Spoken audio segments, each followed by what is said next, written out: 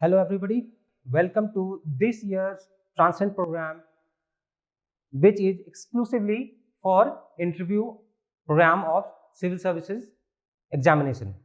So you all know that the results are out of mains and you all must be gearing up for interview preparation. So I congratulate all of you who got selected. So the first thing that you need to do is to submit your DAF to UPSC. So we thought, why not just try to understand what are the requirement of DAF that is given by what is, or you call it DAF II, that is given by UPSC.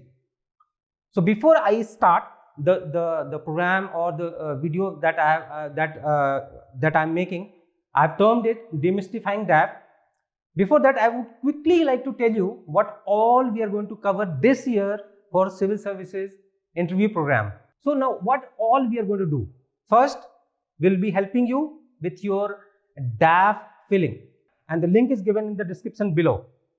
Once you fill the detail there, you'll get the call from our coordinator. They'll help you with filling up of DAF.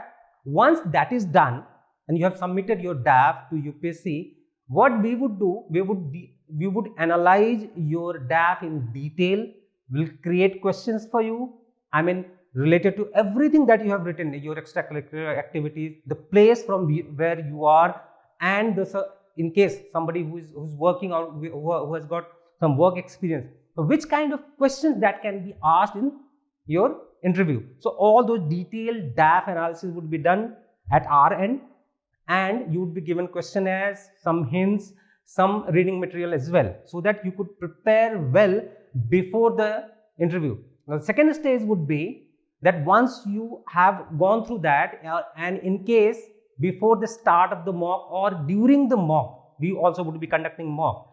So during the mock or before the mock, in case you want to have one-to-one session with our expert, that also can be arranged.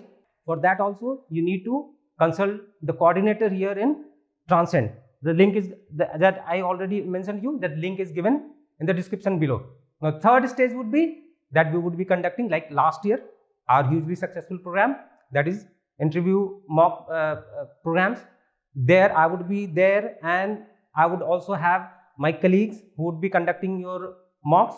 So there also, that's the third stage where you'll participate and get a detailed analysis once the mock is done.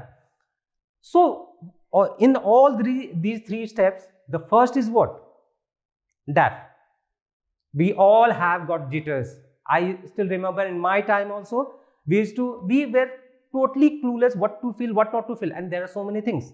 Right from your educational background to extracurricular activities to the service preference and the zone that is to be filled.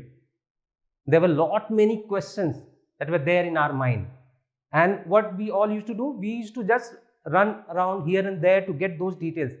So I thought, why not have a session where I could tell you what is the requirement that is detailed in DAF and what is the meaning of that particular requirement.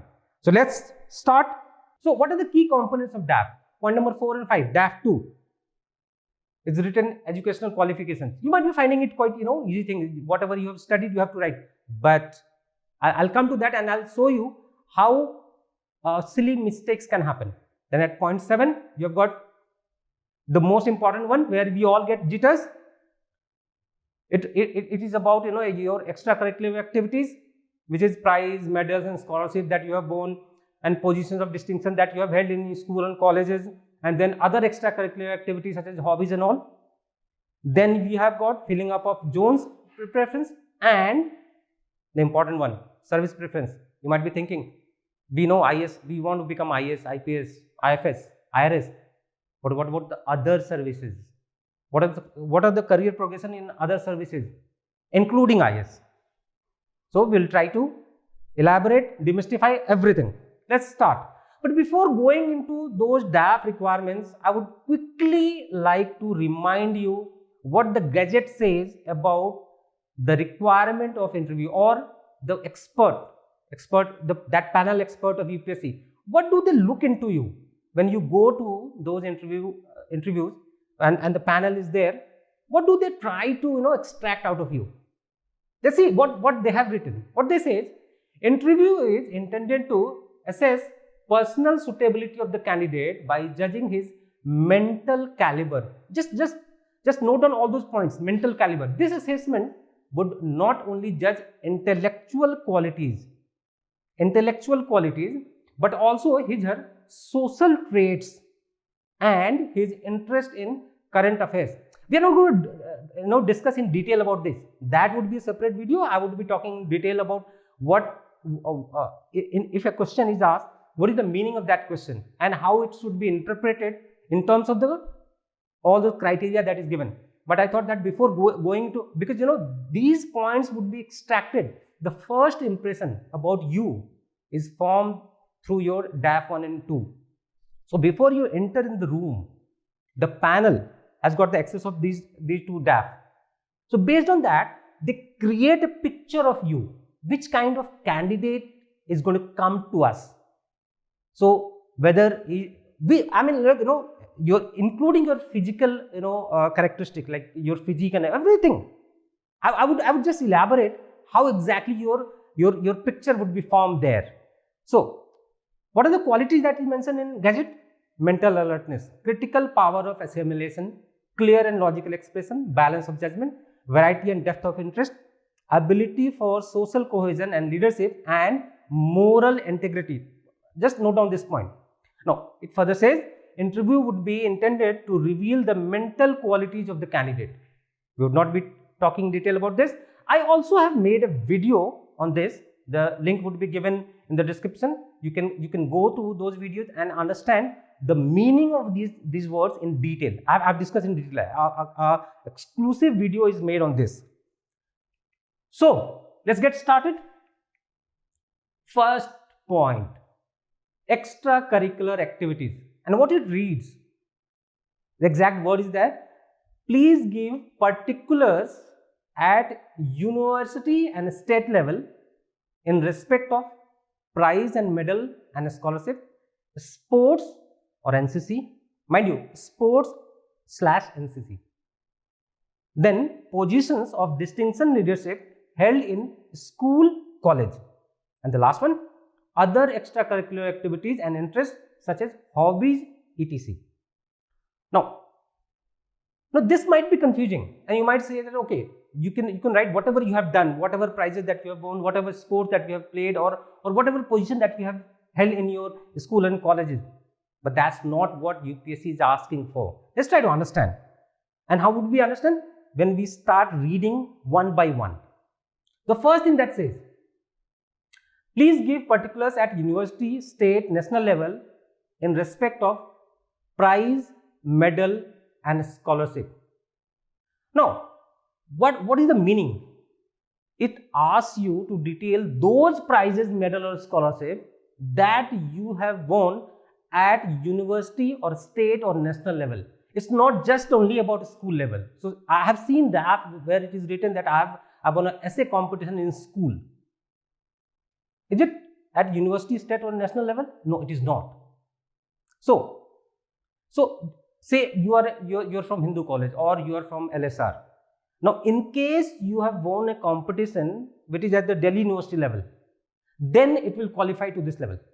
So, say you have participated in a essay competition, in an allocation, on a debate that is at the Delhi University level, and you have participated as a part of contingent or the leader of your college, say Hindu college or LSR, then you should be writing it, or rather you are supposed to write it if you want to write, if at all you want to write. Now, what about the school? Are you supposed to write or not? So, which kind of award or a scholarship would be included here? Now, in case you are writing about your school, then it has to be either of the state or national level. Which kind of award would qualify for that, or a scholarship? For example, NTSC, or say you topped in your state. That's a kind of recognition, award that you have won.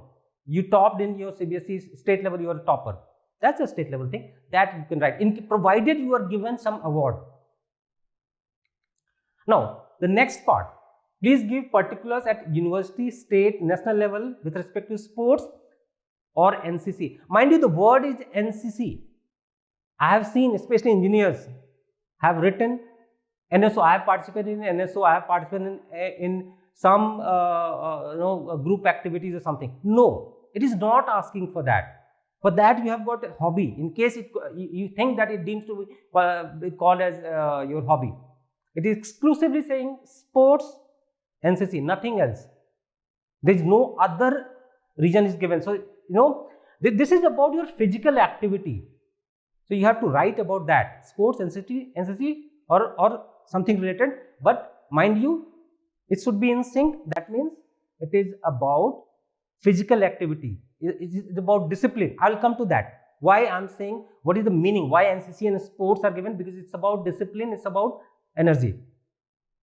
So, we all have seen, and it is like, self-explanatory. And here you like, I have seen again, there are people who have written that. I'll show you those demo DAFs where they have written, I have participated in inter-hostel tournament. No. You need to understand either university, state or national level. Now, the next point, please give particulars at university, state, national level. I've just broken it down to make you understand what is the meaning of those DAF requirements. Positions of distinction leadership held in school or college. Now, see, you might say that there is a contradiction. It is saying university, state or national level, but the school is mentioned there. Is it contradictory, or is there any meaning to that? Now, it says that, I've given you example.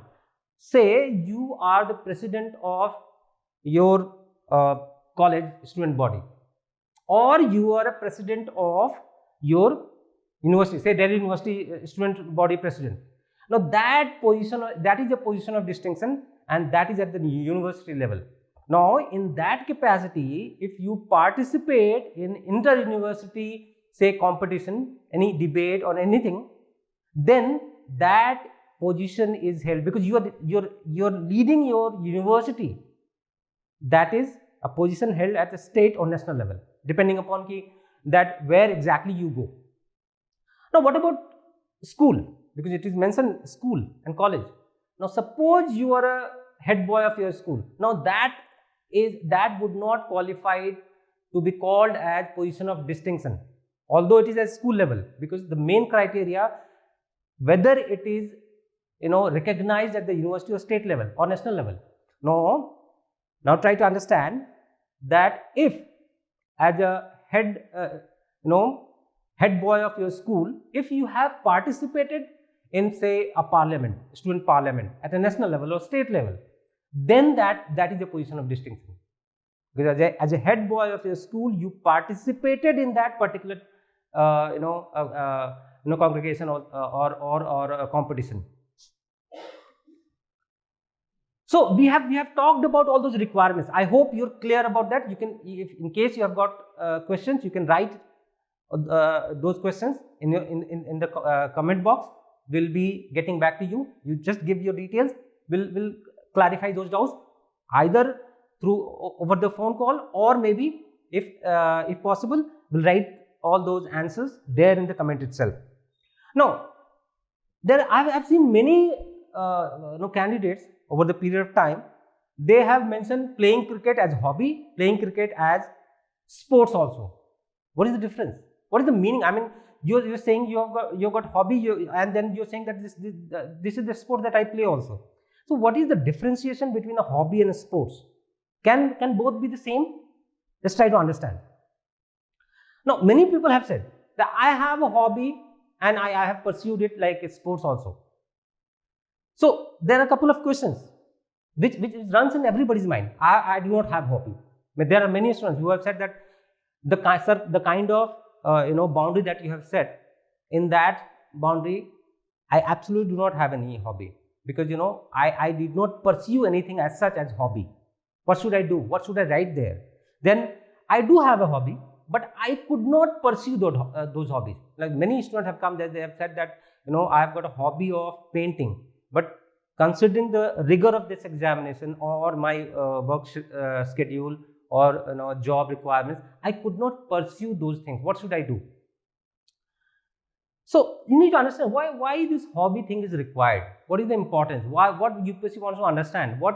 How exactly would those esteemed members would try to extract out of me by judging my hobby? I see. I do not play any sports. I'm like, there are many people who would say that I do not play any sports. I'm like happy just reading a couple of books. So what should I write in those columns? So these are the questions, and the question always goes in your mind. So what is the meaning of this? Should I leave it just blank, or what is the meaning? I'm just clueless. Let's try to understand. So what is a hobby? That's the $1 billion question here. What is the hobby, and what is its relevance? When you write a particular hobby, how exactly is it interpreted? So that's what I have written for you. You can just after this live session, you can pause the video, read it out, get your mind decluttered by the definition that I have given here. A hobby is something which you love doing. This is not something, there is no boundary, there is no compulsion on you. You are self-motivated, energized in doing that. You feel yourself at ease while doing that. That's the hobby, and that actually energizes your. It's not that just doing something. Rather, it actually energizes. It instigates your creative self, and it satisfies it. So that's what is something which you do to satisfy your creative self. It is pursued to energize yourself. You're doing it, but at the end of the day, when you have done it, you feel refreshed. That is what is hobby.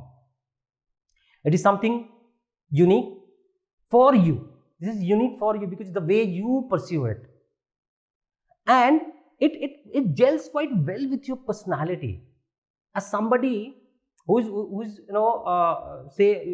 has got a hobby of painting, that person would invariably, you would see that person would be a very calm listener. That person would go into detail of things. So he would have interest in detailing.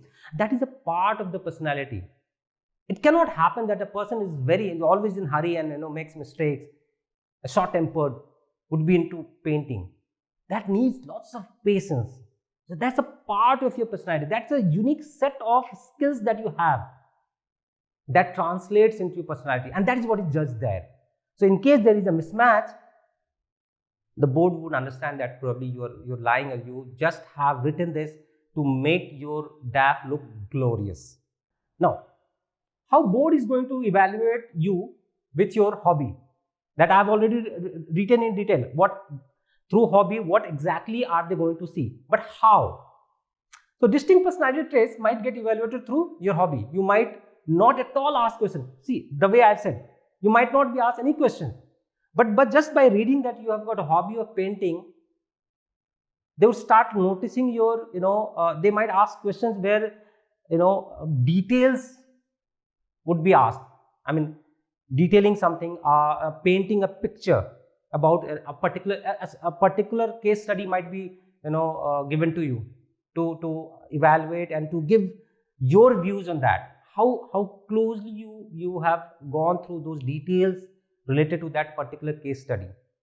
So that gels well with your particular hobby of painting. If you have not pursued that, you probably would not be able to match the requirement. That's what I have written here. So I've given you an example related to painting. Like if you're pursuing painting, you should be assimilative, observant. Now, what can be asked? In case I do have a hobby, I have pursued it, but the board asked me about its historical perspective and technicalities.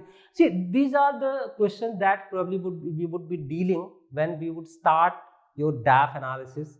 As the second part, I decided to keep this here so that when you are feeling those, there would be students who would feel like, why should I leave, why should my DAF be lean? Only couple of details there. Let's feel it.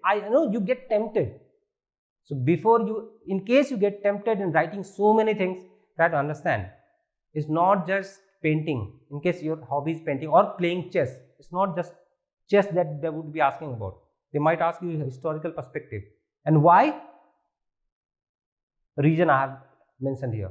I would not, right now, I would not go in detail about this. A separate video would come. Once your DAF is with us, we would analyze and then we would be talking about it, because there we would like to understand what are the range, what is the spectrum of hobbies that you guys are pursuing, and based on that I would prepare my presentation and will come back with a separate video on that. So right now this particular question or these questions are given here to just make you understand that before writing anything you must understand. I tell you, in 2012 a candidate came to me. He had written playing chess as a hobby. I said, good. What's wrong? It's a good hobby. He said, but I have never played chess. I said, then why did you write it? He said, I have written it because if I had written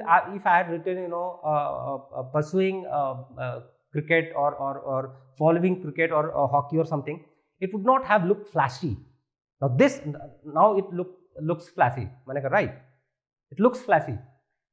But what about the question that you are going to face in an interview? He said that's why, sir, I have come to you. Please guide me. Which kind of questions would be asked? I said there are plethora of questions that can be asked. Now you are stuck here.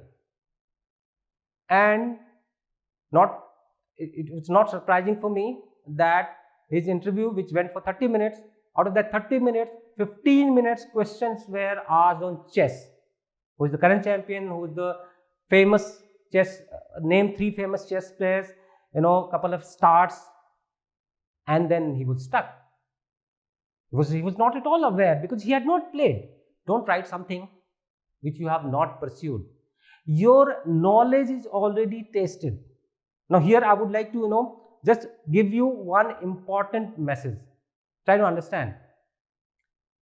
The prelims is an elimination process that is done. A mains is a rejection process, because they don't know whether you are a right fit there or not. They just look at the quality of answer. The best is given marks, whatever maximum that could be given by particular evaluator, and rest everybody comes into line in a relative manner. So the best gets say 60%, the second best would get 55%, and likewise. So the worst would probably not get any marks. So that's a rejection process. But interview is a selection process. In this 3-stage system of civil services examination, interview is the only process where it is a selection. It's a positive process. It's a selection process. Don't commit any mistake or blunders that they are forced to kick you out. If you are performing just okay, you're going to get 50%. So a candidate when gets inside the room, he's at 50%. You start doing good, your marks start going up and up.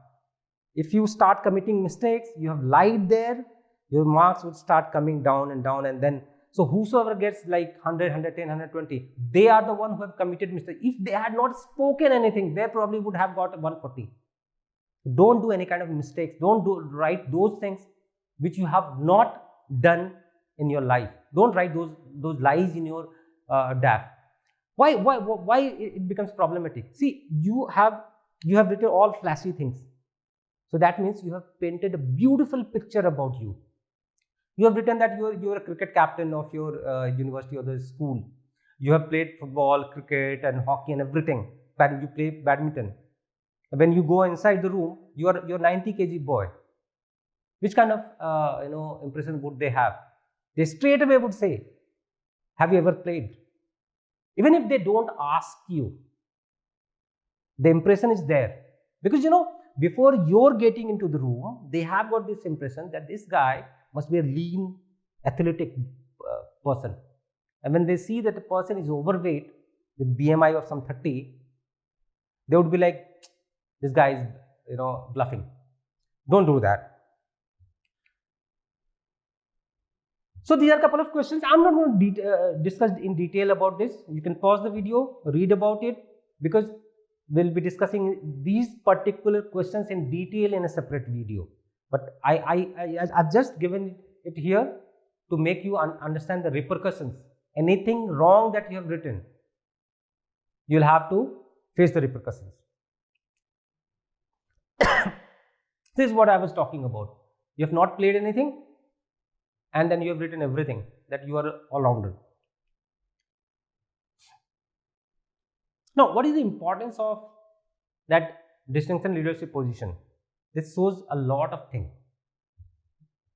A person who says that I was president of student gymkhana, that means that person must be proactive, he must be enthusiastic, he must be in a position to command a group, lead a group.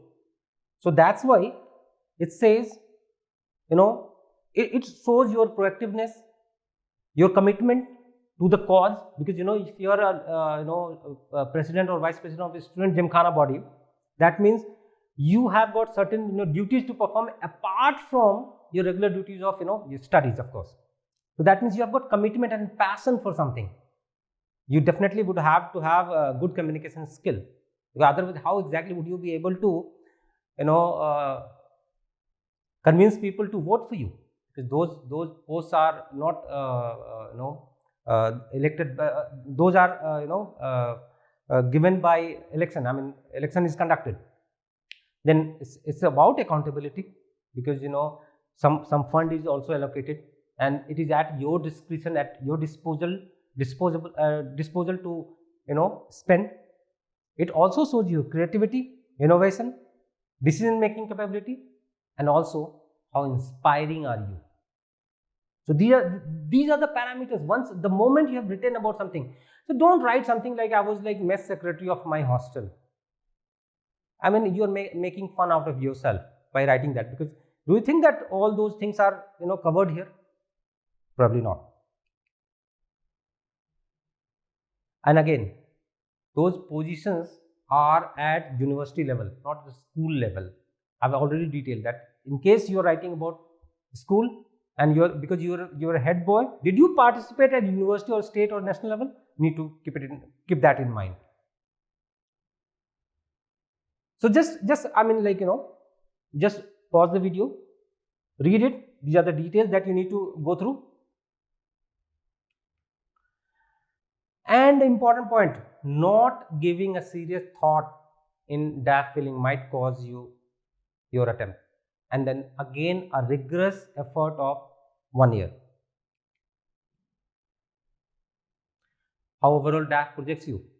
The academics, your hobby, sports, and your leadership positions held in various stages of life draw a picture of you. That's what I was talking about. That before you're entering into the room, the board member would have a picture about you, and they always would try to match those things. They would try to verify those things without telling you. Now, the next stage is the zone preference. Well, you need to understand one thing. If you're not feeling your home state, I mean, I've just taken a sample DAF from somebody. You need to understand that if you are, say, from MP, and if you have not given zone 3 as your first choice and MP as your first choice, it definitely would attract a question. So you should be ready with the sufficient explanation as why you didn't fill MP and Chhattisgarh. Now in this case, you see, you got MP. Why I'm saying this? Because just 20 years back, Chhattisgarh and MP were together. They were just one big Madhya Pradesh. So if you are not given 1 as MP and 2 as Chhattisgarh, they might ask why if you are interested in MP, why not Chhattisgarh? Or per se, if you have given second preference to zone 3, then the question might come that why you don't want to go to your home state. So in case you do not want to go to your home state, you should have a ready answer. And you need to understand point 1 to point 4, point 5. Based on that, you have to decide about your home state. You should be very clear. It also includes where you did your studies. That also can give you, actually that also gives you a chance to decide about your home state. So you should be very clear, why have you chosen that particular preference as your first choice. Questions are asked. So for me, it was asked, why have I given, I'm from Jharkhand. It was asked why I didn't put Bihar as my first choice. Why Jharkhand as a first choice? Although my parents are from Bihar, and when I was in school, the state was bifurcated. I told them that I never stayed in Bihar. I could not connect myself with Bihar. I did all my schooling in Jharkhand, so I'm aware about Jharkhand, and naturally, then the interview moved towards questions related to my state, that is Jharkhand. So you need to be very clear about that. So I'm not going to go in detail, but only one important thing, that whenever you are writing your first preference, you should be very clear about it. Same is for police, IAS and IPS both.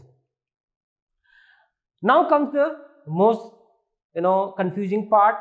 Which service option should you give? The first 6 is very easy. You give IAS. If you don't want IPS, you give IFS. So IAS, IPS, IFS, then IRS, IT and IRS Custom Excise and Indian Audit and Account Service. What about other services? Where to put them? Now, don't go by this. This is not my recommendation. This I have just taken a sample DAF. Don't go by this. Now, adding a twist to that, now there are changes in IRS IT also. So now GST is with Custom and Central Excise. So there is a school which says that IRS Custom and Central Excise is now more powerful and more superior service than IRS IT, because IRS IT is also devoid of the power of scrutiny. So like now those evaluations that is done by IRS officers are now faceless. You must have heard our PM saying that it was causing harassment. So now all those evaluation, IT evaluation would be faceless. So IRS IT officers are feeling that they are stripped off of some of their powers. On the other hand, Custom and Central Excise have got GST now, and they are really earning revenue for the country. So now IRS IT is third choice, and IRS Custom and Central Excise at fourth is not an obvious one. Think about it. Talk to your friends. But given the point that it is just been done, I still would say my recommendation. If you take my recommendation, I would still put IRS IT at third, Custom Excise at fourth position. Although it is tempting, if you get tempted to go for Custom and Central Excise at third position, you would not be at any loss. You would be happy there. Sixth choice is, of course, very obvious, Indian Audit and Account Service. I can tell you one thing, very clearly. That probably nobody would tell you, that promotion avenues of IAS and Indian Audit and Account Services are at par, because these guys manage their own promotions. Unlike other services whose promotions are dealt by DOPT, these guys manage their own. So they get JS level at par with IAS. So don't feel that this is Indian Audit and Account Service and the top boss is is always IAS officer. Doesn't mean that your rest of your career is meaningless. No. Before you reach to the secretary level or the top post, there are other revenues also that I'll be talking about. So how exactly, once your top 6 is decided, what about the other services? How to decide about that? You might be going to seniors and somebody would say that particular service is good. Somebody would say, oh, this corporate law services, this is quite fascinating, go for that. Or somebody would say that now the India's trade is booming and you should go for trade services. Somebody would say that Indian Information Service, because you get posting Doordarshan or maybe Cabinet Secretariat, to go for Indian Information Services. Should that be a parameter to select about your career choices, which is going to last for minimum 30 years? No, that should not be the way. Let's try to understand how to choose your services. This I've already talked about. what next? So let's try to understand the career progression. This everybody understands when they get into service. This is what I am telling you now so that you can understand what exactly is going to happen once you get selected. You initially get posted in junior scale. You stay there for 4 years. Then you get promoted. You go to senior scale. Again 4 years. For IAS it becomes, they get promoted in a year earlier. So they get senior scale in 3 years. So from junior scale to senior scale, they reach in 3 years. Rest everybody gets in 4 years. They stay in senior scale for 4 years. Then the third milestone, that's the crucial part of your career, is junior administrative grade. What you call a deputy secretary rank. That again after 4 years. And there you stay for 4 years. Then you reach to non-functional selection grade. What you call a director rank at ministries and departments. You must be getting those notifications that post of director something is invited. That's called the non-functional selection grade. There you stay for 4 years at senior administrative grade, what you call as the joint secretary rank. So after selection, after staying for 4 years in selection grade, you reach there. And from here, all those promotions are not time bound. Now it is seniority based. The first person, the first vacancy. Then you reach to the higher administrative grade, or you call a HAG. At the ministry level, it is called as additional secretary rank. And then of course the apex grade, HAG plus, and then apex grade, what you call the secretary rank. Now once it is, unfortunately you don't get those 6 services. So how should you be selecting other services? You should be selecting other or filling the preference about the other services based on the career progression in that particular service. Plus, one important thing that I mentioned, that this is the landmark position. This is the first major avenue or the major landmark in your career. That is called the junior administrative grade. At this rank, you get an opportunity to get into different ministries on a deputation basis, and that is called CSS, Central Staffing Scheme. So now you need to understand something. If you are into a specialized service, the avenue would be limited. But if your service has got a scope in every ministry, then your chances of getting deputation would be higher, because every ministry can take you, and they might be having different particular position. So what I was talking about, that JAG or junior administrative grade is the major landmark that is going to be in your career, and there you're going to get, it's not that you didn't become IAS or IPS or IFS, everything ends there. In every distinct services, you get an opportunity when you go for deputation, and you can really have a great career if you choose the right deputation. So as I was saying, that if your service is very very specific, then probably it would not have major avenues outside your particular service, organized group A service that you would be getting.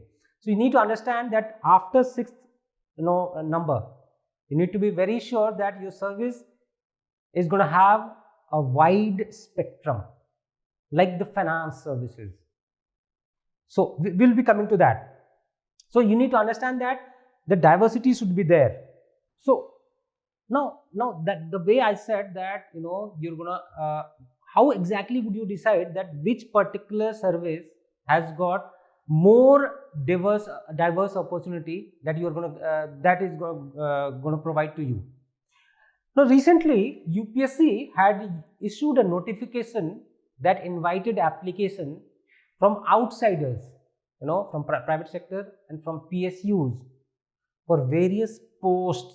So if UPSC is advertising or government is seeking outsider or a specialist for those particular positions, that means those positions or the areas are devoid of experts, or maybe through civil services not enough experts are coming in that particular area. This also means that in those ministries or departments you have opportunities, or you may get opportunities in future. So if you get other services, if you choose your service choices wisely, probably you will be able to get into a good deputation posting, and deputation is for 5 years. So once you get go for deputation, you stay there in that particular ministry for 5 years, you come back for 3 years, that is called the cooling off period. You can again go for a different deputation. So that is very important for you to understand. Let's try to just briefly scan the notification, so that we could understand that which ministries are offering these positions. The first post is a joint secretary level, Department of Agriculture. Second one is a joint secretary position, Department of Commerce. Third one, joint secretary, Department of Revenue, Ministry of Finance. Fourth, again agriculture marketing, Department of Agriculture. Fifth, director aviation. Sixth, post of director, Department of Commerce. Then you have got post of director, again Department of Commerce. Then you have got 8th, again Department of Commerce, Ministry of Commerce and Industry. 9th, Department of Commerce, Ministry of Commerce and Industry. 10th, you have got Ministry of Consumer Affairs. 11th, Ministry of Consumer Affairs again. So you see, Department of Commerce is the majority. Let's just scan through briefly. Director level position at Ministry of Consumer Affairs. Then Department of Education, again education. 14th is education. 15th is education. 16th is financial services. You have got now 4 in education, Ministry of Education. So in case you have a service which gives you dealing with human resource or something related to education, there you'll have edge. Then you have got Ministry of Commerce, again quite related to finance, because people from finance background may get a edge, because there they will have to deal with pricing and everything related to that. Then now from position 16 onwards, Ministry of Finance, 18th in Ministry of Finance. Then comes Department of Legal Affairs, Ministry of Law and Justice, again judicial reforms, international laws. Then you have got New Technology and Highway, Ministry of Skill Development. So just try to understand the overall that we are getting is that Ministry of Finance is there, Ministry of Commerce is there, Ministry of Law and Justice is there, and then Ministry of Agriculture and Education. So if broadly if we talk about, let's just go back to now all the choices that we had. We are going back to the DAF that is given to us, and let's just try to understand. We have got Ministry of Finance, Ministry of Commerce, the kind of post that we had. Probably if you are having exposure of accounts and finance, probably you will be able to grab the major chunk. So that means once this is done, IAS, IPS, IFS, IRS, custom excise, audit account, again is finance. Then we have got civil account services. Then we have you must be having couple of account related services. So the next choice should be your account services. These are people who can go to any areas. Apart from Ministry of Finance and Commerce, they can go to education also, because they have got exposure related to finance and accounting. Then we had Ministry of Law and Justice. So in that case, we have got a unique service here, and that is related to, we have got corporate law service. So once you are done with that, all those account services, like you have got civil account services, you should go to what? You should go to corporate law services. Now we had Ministry of Commerce, and many posts are related to international trade. So we have got one more service which may suit your requirement, that is Indian Trade Service Group A. Now I am not giving you any specific preference whether you should go for account first or then corporate law or trade services, but you need to prioritize yourself. But these three should be in 7, 8 or 9. Either it is a 7th or 9th position, it's up to you. But once that top 6 is done, 7, 8, 9 should be these 3 services. Now, once that is done, then we have got 3 services rather, which provides you, enough facilities. I mean, everybody looks for facilities. Nobody, nowadays are just looking for the basic salary that they get. One important service is here, that is post of Assistant Security Commissioner in RPF. Good service. You probably would not be able to get the top post, that goes to IPS, but below that you get lots of facilities. So that way it's a good service. You also can look for DANIPS, because once you are in Delhi, you will be ACP and then additional DCP and DCP. That's probably the best that probably you would be able to reach. But then lots of power, lots of position of distinction that you get. So once we have decided 7, 8, 9, 10, 11, either you go for information service, because a couple of jobs, Ministry of Education and Human Resources, we had openings there. So if you think that you want to go for Group A services and those posts are enticing for you, then at 10th position maybe you can go for information services. And then you have got DANIPS and Railway Protection Force. It's a good service. Since I worked in railway, so I know that's a good service. Now those IRPS and audit accounts, railway account services is gone. Had that been there, I probably would have asked you to go for railway account services above all the account services. Above civil account services, I probably would have suggested for railway account services. Now, once that is done, one more service is of really that offers you good facilities, and that is a defense state services. So now again, RPF is a Group A, DANIPS is a Group B. In case you are not interested in going for Group B and you want to limit yourself to Group A, then I would suggest that at par with RPF, you can go for defense state services. Maybe defense state services, then RPF and then DANIPS, or you can mix up. One more service that is there is Indian Postal Service. I didn't mention about it because it was at one point of time it was kind of dying service. Now there's lots of innovation there. Postal Department is trying to project itself as a bank. Now they are like they have projected themselves as a payment bank. Lots of innovation, IT related innovations are done.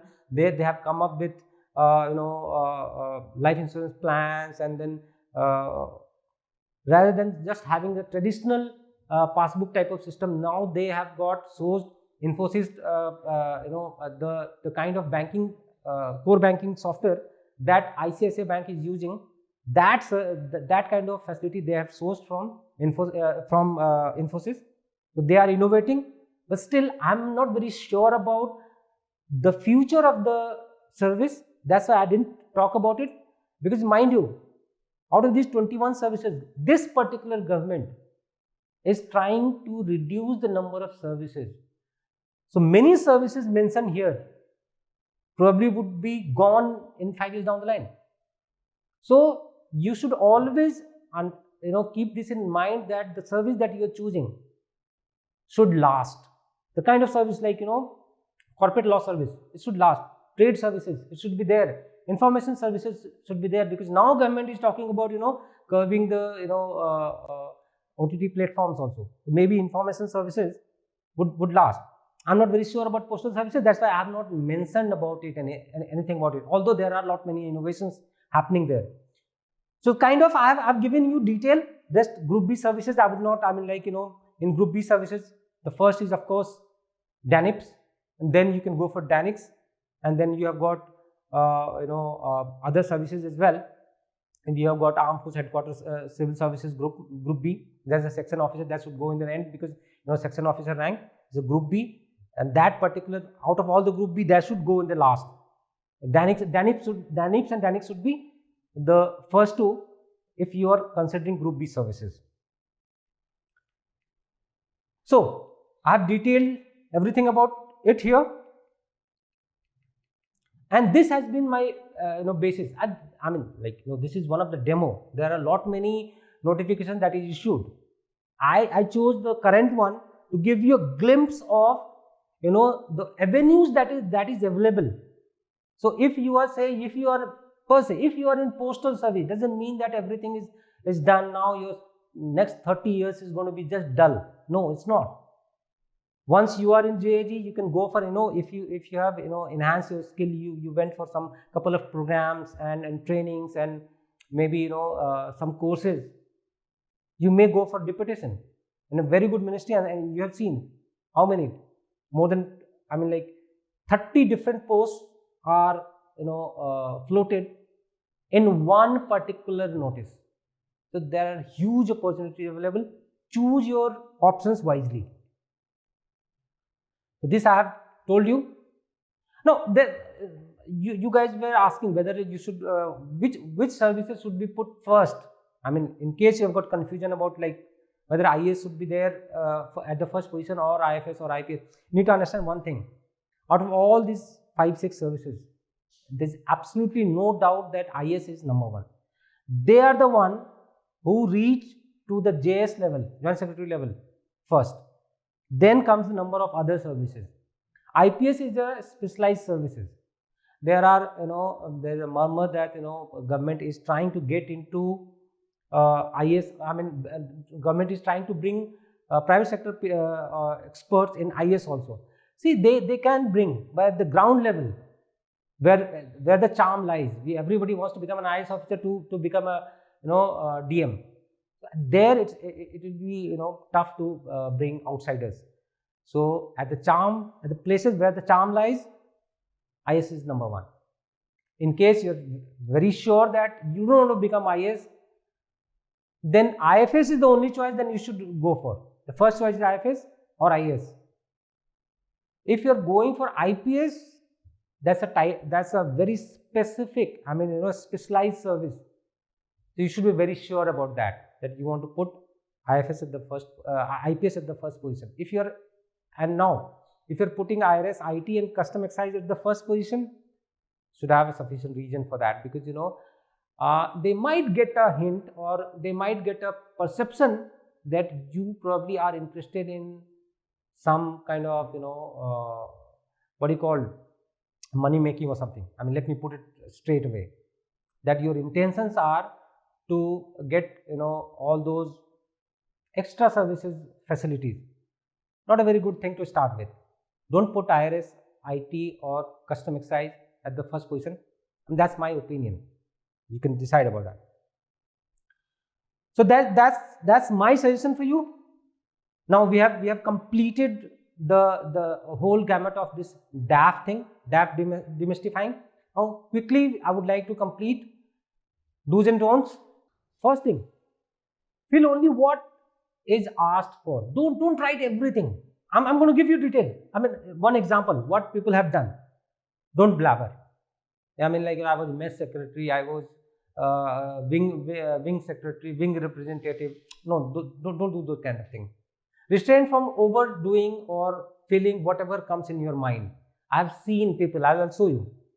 Remember that your extracurricular activities, your academics and your past job is what projects you, what a picture is painted about you. Let's just try to see which kind of mistakes people do. Just see this. This is example. This guy has written civil engineering, IIT Hyderabad, and then he writes name of the board university, IIT Madras. I know why he has given, but this shows that he has not given enough thought to it. When IIT Hyderabad was established, IIT Chennai was made the mentor, but that does not mean that IIT Chennai was awarding, that was the university which is awarding them degree. That has to be IIT Hyderabad. This institute was just a mentor.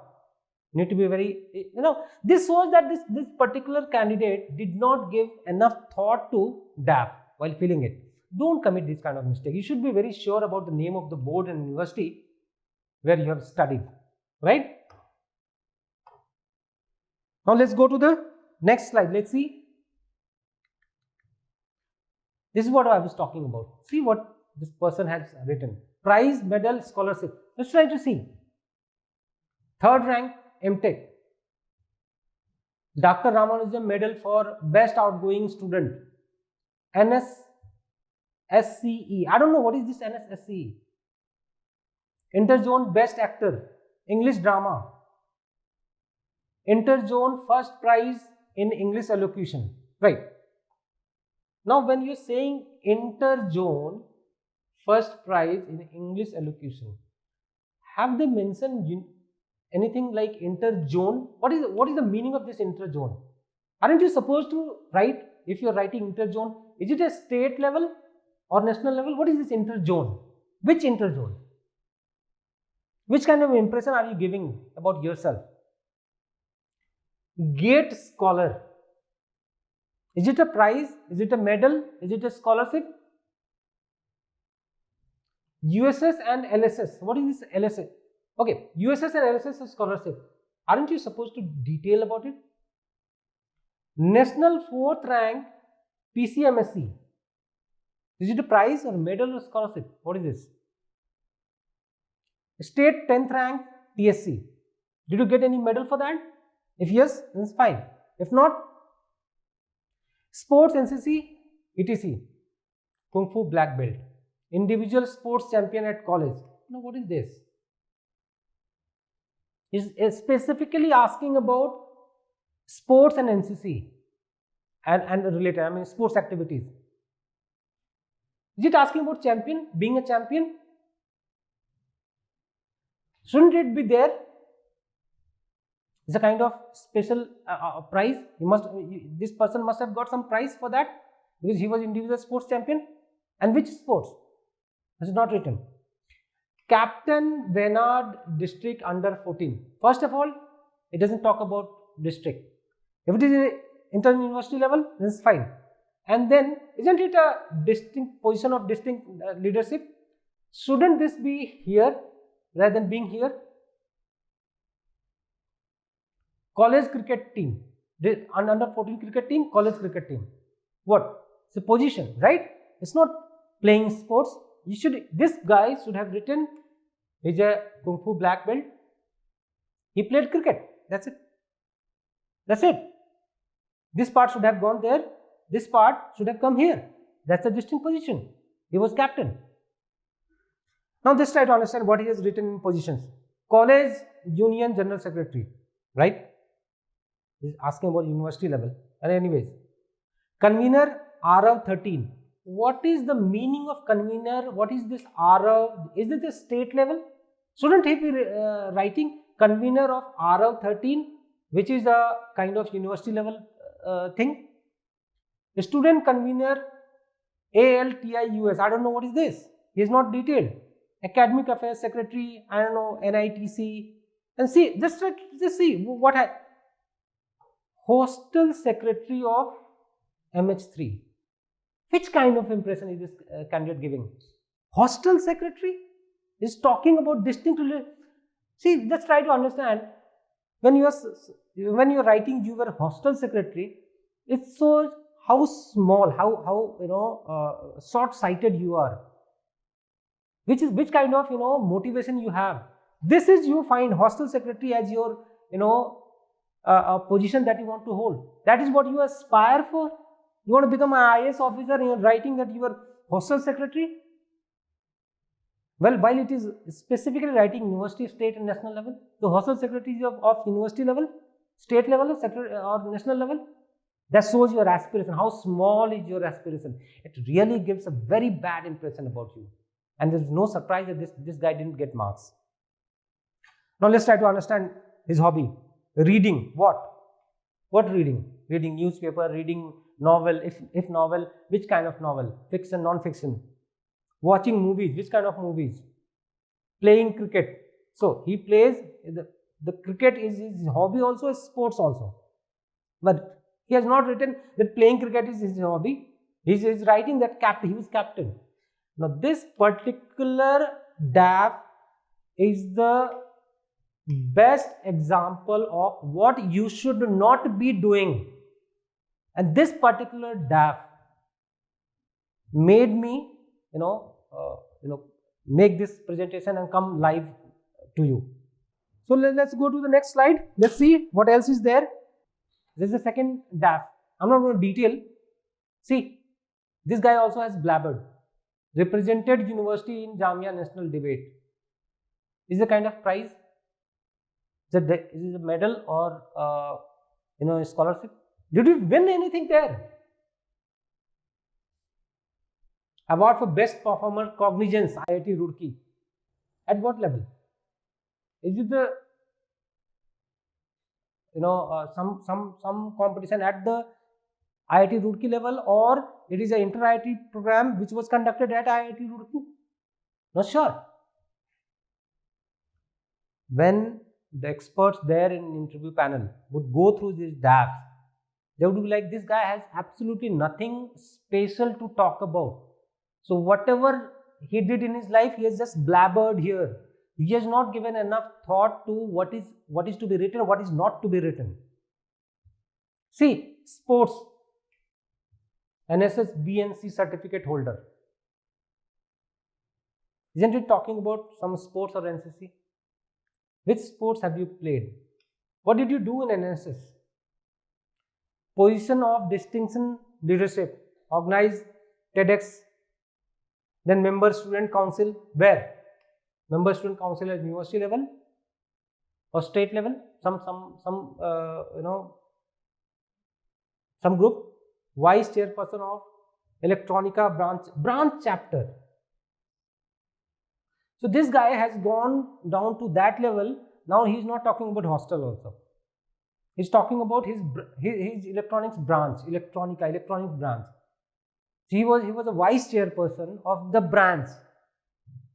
So he was a group leader. He was not the group leader also. At the second position of group of 40 students. And then you are saying that you are aspiring high to become an IAS officer. This is what you should not be doing. These are the two examples which show that what you should not be doing. So that's all from my side. I already have talked about in detail. Now, as I mentioned in the beginning, that we have given you links there of Transcend. You fill the detail of fill the form, and then our coordinator would get in touch with you. We have got 3-stage program. First, I already have told you how to fill the DAF. Still, if you get some clarification, you need some clarification, you contact us. We'll get back to you. We'll guide you in filling up the DAF. Today is what? 28th. You still have got sufficient time till 5th. So that's the first part. Once those who have filled the DAF have given there, you still can come to our second stage. That is what? DAF analysis. You submit your DAF to us. We'll do the complete analysis of your DAF. We'll frame questions for you, model questions for you. We'll give you model answers as well. We'll have a discussion on that so that you are well prepared about your DAF. Then comes the third stage where you can have mock session with us. We'll be conducting, like every year, we'll be conducting mock interviews. We'll have our expert panel. You can register with us on Habitat. We'll conduct the mock interview. Besides that, you can have a one-to-one session with our experts also. I would be there as well. In case you want to get a one-to-one session where you can ask questions related to your DAF, your career, or which kind of questions that can be asked in interview. You have got some special queries, and if you think that you need personal attention, there also you can get. One more thing. A candidate has asked that he had wrongly mentioned. I mean, there's a spelling mistake in his name that he has mentioned in his DAF. What should he be doing? What you should do? you immediately should go to the, in case you are in Delhi, go to UPSC, make a application. You must be having that Xerox of your DAF. Attach that, highlight that part, give the attested copy or in fact the Xerox copy of your certificate, attach it there, submit it to them, get a copy. They are very cordial people, they are very supportive as well. Go there, submit it. In case you are from outside, you can just either write a mail to them or send them a registered post. Then you should be carrying those documents at the time of your interview also. That should not be a problem, don't worry. See, the best part of UPSC and this particular examination, that they give you enough chance to prove what you are. They do not at this particular level, they do not reject you. This is a selection process, that's not a rejection process. Still, in case you have got more questions, more queries, write in the comment. We'll get back to you. I'll try to answer all your queries in case many, if it still is not covered. But go through this video and also go through my earlier videos of 2018, where I've talked about what actually UPSC demands. The link would be given in the description below as well.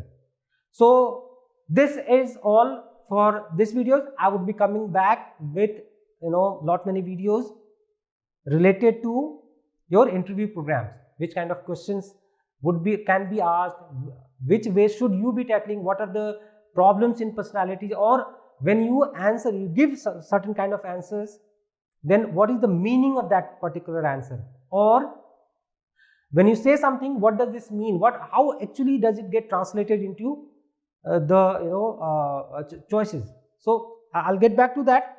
Right now, what is important is that you fill your DAF carefully and submit to UPSC. So from my side again, best of luck and thank you. Subscribe to our YouTube channel and press the bell icon on the YouTube app and never miss another update from Civilsdaily.